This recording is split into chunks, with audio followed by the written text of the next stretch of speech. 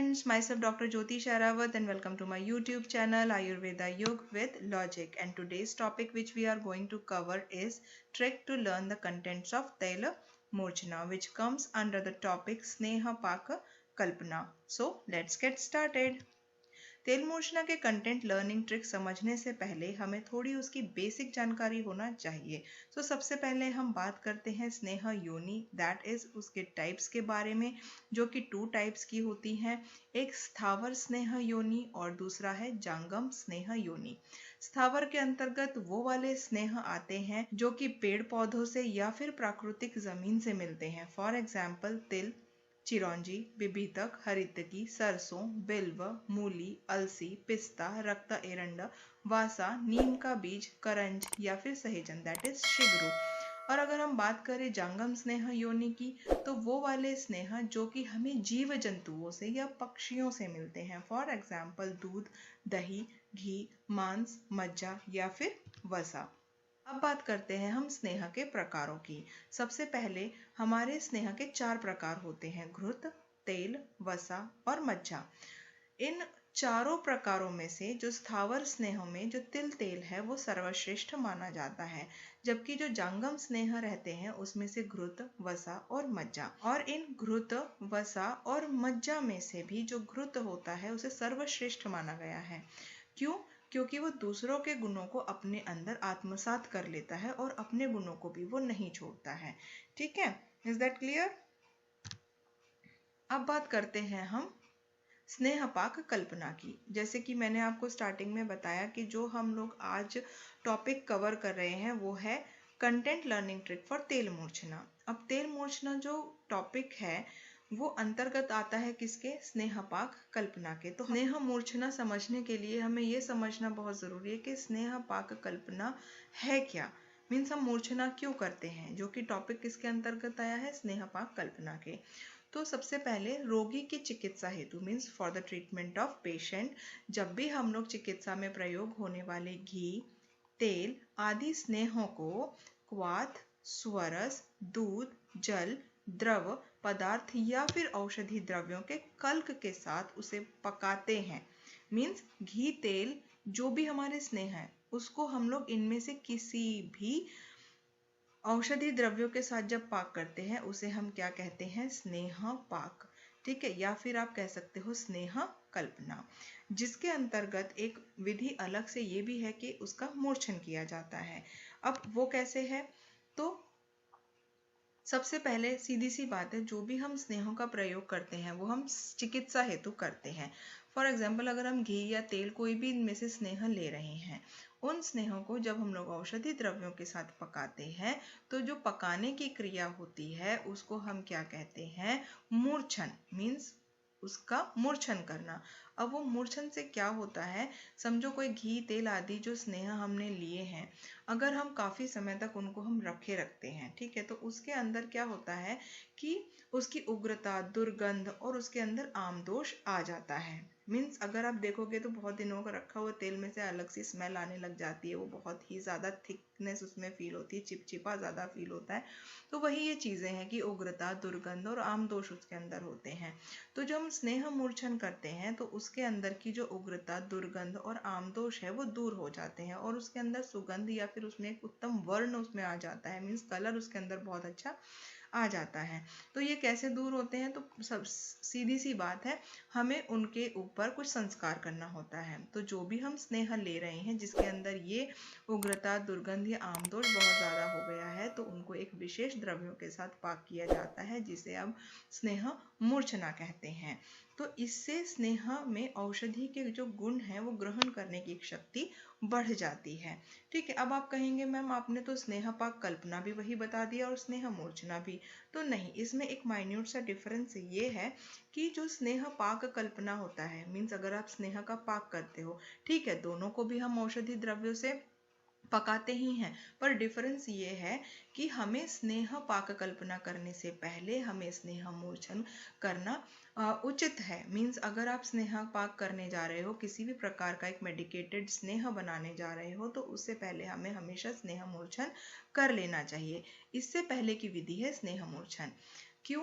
तो डिफरेंस ये है कि जब भी हम लोग स्नेह मूर्छन करते हैं तो ऐसे ऑयल का करते हैं जिसके अंदर rancidity, thickness, saturated fatty acid, acid value या विस्कोसिटी जो होती है वो उसकी बढ़ जाती है, जिसकी वजह से क्या होता है, उसकी एब्जॉर्प्शन जो होती है बॉडी के अंदर वो मतलब प्रॉपरली नहीं हो पाती है। तो वो चीज़ें प्रॉपरली हो, दैट्स वाई हमें उसका मूर्छन करना चाहिए। अगर समझो हमने ऑयल बहुत रखा हुआ लिया है पाक करने के लिए तो वो उतना ज़्यादा इफेक्टिव नहीं होगा, बट अगर आप उसकी उग्रता, दुर्गंध और आमदोष को दूर कर देते हैं, अगर उसका प्रॉपर मूर्छन आपने कर लिया है और उस मूर्छित स्नेह को आपने स्नेह पाक के लिए इस्तेमाल किया है, तब आपका वो बहुत ज़्यादा इफेक्टिव माना जाएगा। क्यों? सारे जो दोष हैं आपने स्नेह मूर्छन से निकाल दिए। फॉर एग्जाम्पल जो आम दोष है, ठीक है, वो आपने स्नेह मूर्छन से निकाल दिए। और उसके बाद जब आपने मूर्छित स्नेह पाक के लिए लिया तो उसमें क्या होगा, जो भी आप मूर्छित घी, तेल या स्नेह ले रहे हैं और उनको किसी भी क्वाथ, स्वरस, दूध, जल आदि पदार्थ या फिर औषधि द्रव्यों के कल्क के साथ उसे सिद्ध करते हैं तो इन सभी के गुण इसके अंदर आ जाते हैं। ये डबल इफेक्टिव हो जाता है। इससे क्या होता है, औषधि के जो गुण हैं वो स्नेह में आ जाते हैं। यहाँ पर क्या होता है कि इनकी जो ऑलरेडी इनके अंदर जो उग्रता या दुर्गंध या आमदोष आ गए हैं वो दूर हो जाते हैं।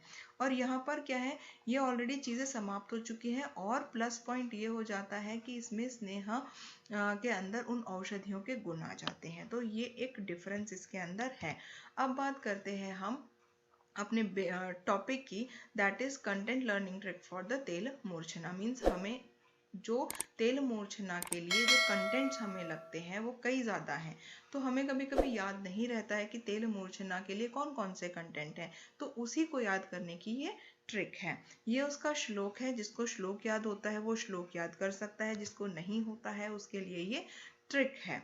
सो अभी यहाँ पे मैंने एक रेड लाइन में इसकी ट्रिक लिखी है। तेल के लिए हरि त्रिफलोद्र नगर की मंजी के नाली से सुगंध अंकुर वाले केतकी पुष्प लाया। अब आपको भी पता है हमेशा आयुर्वेद में नगर कैसे रहते हैं, ऐसे, दैट इज त्रिफलोद्र नगर। तो यहाँ पर एक हरि नाम का बच्चा था जो कि इस नगर में गया, कहाँ, त्रिफलोद्र नगर में। वहाँ की मंजी की नाली से, मीन्स या तो आप उसको टेरेस समझ सकते हैं या फिर आप कह सकते हो या छजली कह सकते हो, तो वहां पर एक नाली बनी हुई थी। तो हरि ने क्या किया, इस नगर में जाके, मीन्स त्रिफलोद्र नगर में जाके मंजी की नाली से जो सुगंध अंकुर वाले केतकी पुष्प थे वो लेकर आया। मीन्स ऐसे पुष्प जिसके अंकुर में से सुगंध आ रही थी। तो ये हो गई आपकी हिंट कि तेल के लिए, मीन्स तेल मूर्छना के कंटेंट हैं, तो आपने स्टार्टिंग में यही याद करना है कि तेल के लिए हरि त्रिफलोद्र नगर की मंजी के नाली से सुगंध अंकुर वाले केतकी पुष्प लाया। तो ये हो गए आपके हिंट। तो हरि फॉर हरिद्रा, त्रिफलोद्र मीन्स त्रिफला प्लस लोद्र, त्रिफला में आ गए 3 कंटेंट, हरितकी, बिबितकी, आम्लकी प्लस लोद्र। नागर से नागर मोथा, मंजी से मंजिष्ठा, नाली से नलिका, सुगंध से सुगंध बाला, अंकुर से वटांकुर, केतकी पुष्प से केतकी पुष्प। ठीक है, इस तरह से ये हमारे 11 कंटेंट हो जाते हैं इंक्लूडिंग दीज 3। देन अब आता है बेसिक प्रोसीजर फॉर तेल मूर्छना, कि हम लोग तेल मूर्छना करते कैसे हैं। ठीक है, सबसे पहले ये एक बेसिक आपको कैलकुलेशन दी हुई है कि आपको तेल मूर्छना करना कैसा चाहिए, और ये एक बेसिक रूल है। ठीक है, तो अगर समझो अगर तेल मूर्छना है तो आपने क्या तेल कितना लिया है, 1 प्रस्थ, 1 इंटू मॉडर्न यूनिट वो कितना हो गया, 768 ग्राम। ठीक है, अगर हम सभी द्रव्यों को, दैट इज ये 11 ड्रग्स हैं, बट 11 ड्रग्स में से जो 10 ड्रग्स अकॉर्डिंग टू ग्रंथ, जो 10 ड्रग हमें लेने हैं वो हमें 1-1 तोला लेने हैं, और उसमें से सिर्फ जो मंजिष्ठा है वो आपको 4 तोला लेना है। मीन्स ये 11 ड्रग्स में से 10 आपको 10-10 ग्राम लेनी है और बाकी सिर्फ मंजिष्ठा आपको 40 ग्राम लेनी है। तो इट मीन्स क्या हुआ, 1 तोला मीन्स 10 ग्राम्स। तो अगर ये 10 मेडिसिन 100 ग्राम हो गई तो मंजिष्ठा 40 ग्राम हो गया, तो टोटल कितना हो गया आपका 140 ग्राम। ठीक है, इन सभी द्रव्यों का आपने कल्क यूज करना है। तो कल्क कितना है, 140 ग्राम अकॉर्डिंग टू दिस कैलकुलेशन। ठीक है, और जल आपने लेना है 1 प्रस्थ। ठीक है, अब जो आपका बेसिक जो रूल है स्नेह मूर्छन का या स्नेह पाक कल्पना के अंतर्गत जो बेसिक रूल आया है वो आया है कि जब भी आप स्नेह एक भाग ले रहे हैं तो उसमें आप जो भी द्रव ले रहे हैं, द्रव के अंतर्गत वो कोई भी द्रव हो सकता है, चाहे वो क्वाथ हो, चाहे वो दही हो, दूध हो, मतलब जो भी आप लिक्विड ले रहे हैं, चाहे वो जल हो, तो वो आपने हमेशा तेल से या स्नेह से कितना लेना है, 4 गुना। और जब भी आप कल्क डाल रहे हैं उसमें तो आपने हमेशा क्या लेना है, स्नेह से 1/4। ठीक है, तो अकॉर्डिंग टू दिस रूल अगर स्नेह हमारे पास 768 ग्राम है तो जल हमें कितना लेना है, द्रव मीन्स 4 गुना, तो 768 ग्राम मल्टीप्लाई बाय 4 कितना हो गया, 3072 मीन्स 3 लीटर के करीब। ठीक है, अब बात आती है कल्क की। कल्क कितना लेना है स्नेह से, 1/4, तो टोटल कितना था हमारा 140 ग्राम। तो कल्क द्रव्य कितना होना चाहिए अगर हम डिवाइडेड बाय 4 करते हैं तो 35 ग्राम। तो जब भी आप स्नेह मूर्छन करोगे उसमें भी तिल तेल का, तो आपने तिल तेल अगर 768 ग्राम है तो उसमें कल्क 35 ग्राम पड़ेगा और उसमें जल 3 लीटर एंड 72 ml के करीब उसमें पड़ेगा। ठीक है, तो ये हो गया आपका बेसिक फॉर्मूला। अब हम देखते हैं कि स्नेह मूर्छन का जो प्रोसीजर होता है वो एग्जैक्टली होता कैसे है, कि मीन्स आपने पढ़ तो लिए कि ये कंटेंट है, बट उसका स्नेह मूर्छन करते कैसे हैं, प्रोसीजर क्या है। फॉर एग्जाम्पल अगर आपने तिल तेल लिया है 1 प्रस्थ, दैट इज 768 ग्राम, एक स्टील का पात्र लिया, जैसे कि यहाँ पर आपको दिख रहा होगा, इसमें समझ लो आपके पास 1 प्रस्थ तेल है। आपने इसको मंद अग्नि पर गर्म करना शुरू कर दिया। जैसे ही इसमें से फेन उत्पन्न होना बंद हो जाए तब आपने क्या करना है, उस पात्र को चूल्हे से उतार लेना है। जब तेल थोड़ा सा नॉर्मल हो जाए तब आपने जो कल्क द्रव्य हमने पीछे पड़े हैं, दैट इज हरिद्रा, हरितकी, बीतकी, आम्लकी, नागरमोथा, लोद्र, मंजिष्ठा, नलिका, सुगंधबाला, वटांकुर, केतकी पुष्प, जो कि इंक्लूडिंग मंजिष्ठा, ये आपने जो कैलकुलेशन निकाली है 35 ग्राम की, वो आपने इस तेल में धीरे धीरे डाल देनी है, जैसे कि आप दूसरे वाले फोटो में देख रहे हैं। डालने के बाद आपने क्या, हमने पहले अभी पढ़ा है कि जो तेल जल हमने लिया है वो 4 गुना लिया है, तो इसके में जब आप कल्क डालते हैं यहाँ पर, इसके साथ आपको 4 गुना जल भी डालना होता है। तब तक पाक करना है जब तक वो जल रहित ना हो जाए। जब आपको लगे कि वो जल रहित हो गया है, उसके कुछ टेस्ट रहते हैं कि स्नेह मूर्छन हो गया है या स्नेह सिद्धि हो गई है, तो उसके लक्षण हैं जो कि हम आगे डिस्कस करेंगे कि कैसे पता चलेगा कि स्नेह का जो मूर्छन प्रोसीजर है वो कंप्लीट हो गया है। तो पहले तो आपको इतना पता है कि 4 गुना जल डाला है, तो वो उसको भी जलने में वक्त तो लगता है। तो अप्रॉक्सीमेटली जब आपको ये फील होने लगे कि 4 गुना जल जल गया, तब आप थोड़ी उसकी टेस्टिंग शुरू कर सकते हैं। तो जैसे ही आपको लगे कि वो जल रहित हो गया है, तब आपका तेल का जो मूर्छन है वो कंप्लीट हो गया है। मूर्छन का क्या है आपका फंडा, ये उसकी उग्रता, दुर्गंध और आमदोष वो दूर कर देता है और उसे वीर्यवान या फिर सुखदायक बना देता है। ठीक है, ये वही फोटो है, बस मैंने यहाँ पर आपको ये दिखाया है कि इन कल्क द्रव्यों को इस तरह से पीसकर इसमें डाला जाता है। उसके बाद 4 गुना जल डाला जाता है और उसके बाद उसको जल रहित होने तक पाक किया जाता है। ठीक है, देन बात करते हैं हम स्नेह सिद्धि लक्षण की, कि आपको कैसे पता चलेगा कि वो आपका प्रोसीजर कंप्लीट हो गया है। तो ये आपका श्लोक है, अगर आप इसे याद कर लेंगे तो बहुत ज़्यादा अच्छा होगा, बट मैं इस श्लोक को एक्सप्लेन कर देती हूँ कि ये कहता क्या है। वर्तिवत स्नेह कल्कः स्याद यदा अंगुल्य विमर्दितः शब्दहीन अग्नि निक्षिप्तः स्नेहो सिद्धो भवेत् तदा यदा फेन उद्गमस्य तैले फेन शांतिश्च सर्पीशा गंधवर्ण रस उत्पत्ति स्नेह सिद्धिस्य तदा भवेत्। शारंगर संहिता मध्यम खंड 9th चैप्टर का 12th श्लोक। ये क्या कहता है कि वर्तिवत स्नेह कल्क मीन्स जो आपने स्नेह के अंदर कल्क डाला है उसकी वर्ती बननी चाहिए। मीन्स अगर आप उस कल्क को उंगलियों के बीच में आप बत्ती बनाने की कोशिश करते हैं, जैसे दिए की बत्ती होती है, तो उसकी बन जाती है। सयाद यदा अंगुल्य विमर्दिता मीन्स जब आप उंगलियों के बीच में उसका मर्दन करते हैं। फिर शब्द, ये हो गया पहला। फिर आता है शब्दहीन अग्नि निक्षिप्ता स्नेह सिद्धो भवेद तदा मीन्स फॉर एग्जाम्पल अगर आप उस स्नेह के अंदर एक पेपर को डिप करते हैं और उसको अग्नि पर जलाते हैं, तो क्या होगा, वो शब्दहीन होगा। मीन्स उसमें से एक आवाज आती है, जब अगर उसमें पानी होगा तो वो चट चट आवाज करेगा। तो अगर उसमें से आवाज नहीं आ रही है, वो स्मूथली वो पेपर जल रहा है, स्नेहा में जो डिप किया हुआ पेपर है स्मूथली जल रहा है, तब समझ लेना चाहिए कि आपका जो स्नेहा है वो सिद्ध हो गया है। अब बात करते हैं थर्ड पॉइंट की। यदा फेन उद्गमस्य तैले फेन शांतिश्च सर्पीशा। अर्थात अगर आप तेल का पाक कर रहे हैं तो उस समय क्या होता है कि पात्र में फेन उत्पन्न होते हैं। ठीक है, मीन्स फेन उद्गम, तेल मतलब फेन उत्पन्न होते हैं तेल में, और फेन शांतिश्च सर्पीशा, और सर्पी मतलब क्या हो गया यहाँ पर, घृत। ठीक है, तो घृत के अगर आप घृत को सिद्ध कर रहे हैं तो उसमें क्या होगा, फेन आकर शांत हो जाते हैं, फेन शांतिश्च सर्पीशा।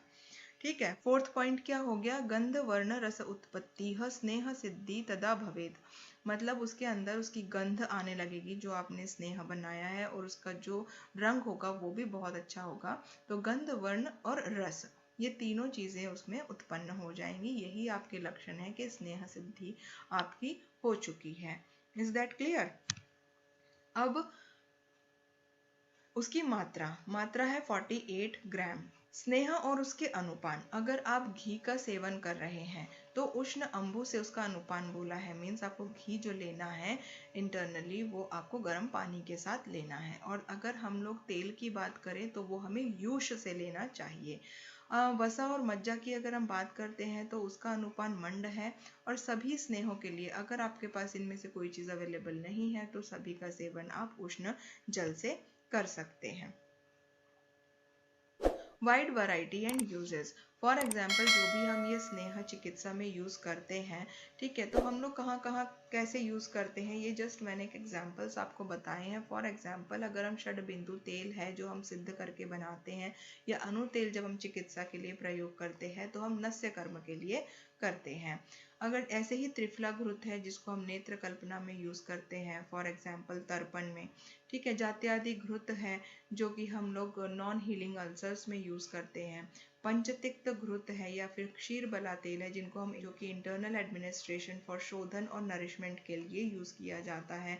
And last example that is सेंधावादी अनुवासन तेल है जो कि हम अनुवासन बस्ती के लिए यूज़ करते हैं। और इन्हीं सब तेलों का जब हम निर्माण करते हैं तो इसी प्रोसीजर से होकर ये बनते हैं। Thank you for now, friends.